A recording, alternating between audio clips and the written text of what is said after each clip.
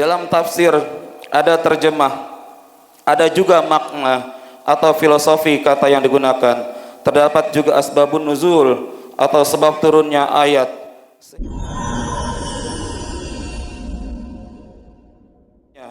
Sebagai sebuah contoh, Allah Subhanahu wa taala berfirman dalam surat At-Tahrim ayat 1. A'udzubillahi minasyaitonir rajim. Bismillahirrahmanirrahim.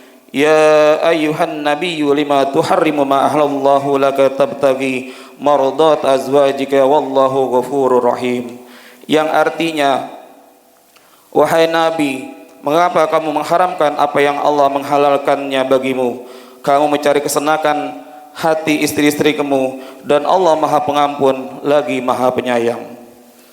Meskipun kita sudah tahu arti atau terjemahannya, tapi kita masih belum mengetahuinya apa maksud ayat itu. Memang Nabi mengharamkan apa yang sebenarnya dihalalkan, dan siapa istri yang hendak dicari atau diperoleh keridhaannya. Ternyata ayat itu ada sebab turunnya. Salah satunya masalah yang dihadapi Rasulullah SAW terhadap istri-istrinya adalah kecemburuan antara satu dengan yang lainnya. Karena istrinya lebih dari satu, maka Rasulullah SAW telah mengatur pembagian waktu bermalam bagi istri-istrinya.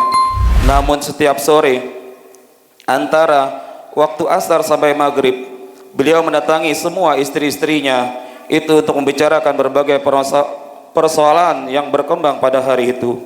Dalam hadis Bukhari dan Muslim yang diriwayatkan oleh Sayyidah Aisyah, Rasulullah SAW menyukai kue yang manis-manis dan madu. Apabila beliau selesai dari salat asar, beliau menemui para istri beliau. Ketika Rasulullah berada di rumah Zainab binti Jahsyin, beliau agak lama di sana.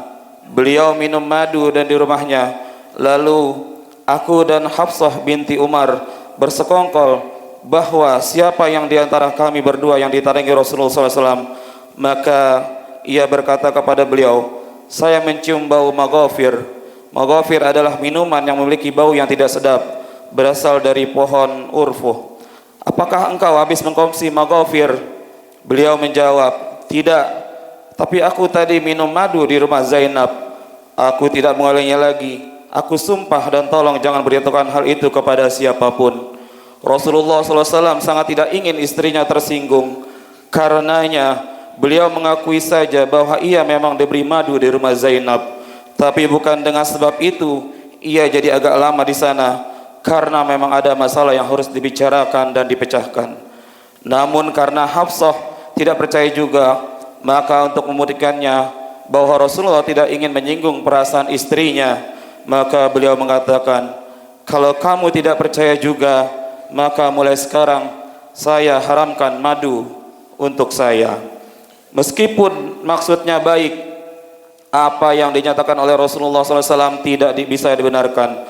Karenanya beliau mendapat teguran dari Allah Subhanahu wa taala dengan diturunkannya surat At-Tahrim ayat 1. Kapasitas keilmuan kita yang belum memadai untuk memahami Al-Quran secara langsung tidak membuat kita harus berkecil hati untuk bisa memahami Al-Quran dengan baik. Kita mungkin saja bisa memahami Al-Quran dengan baik dengan membaca, mengkaji penafsiran dari para ulama, ahli tafsir yang diakui oleh para ulama dan umat Islam pada umumnya. Kita amat bersyukur karena para ulama itu sangat membantu kita dalam memahami Al-Quran dengan kitab yang mereka tulis, seperti ulama dari dalam negeri, yaitu Profesor Dr. Hamka dengan tafsirnya yaitu Tafsir Al-Azhar, dan Profesor Dr. Quraish Shihab dengan tafsirnya Tafsir Al-Misbah yang ditulis, dan juga tafsir yang ditulis oleh Kementerian Agama dan tafsir yang lainnya.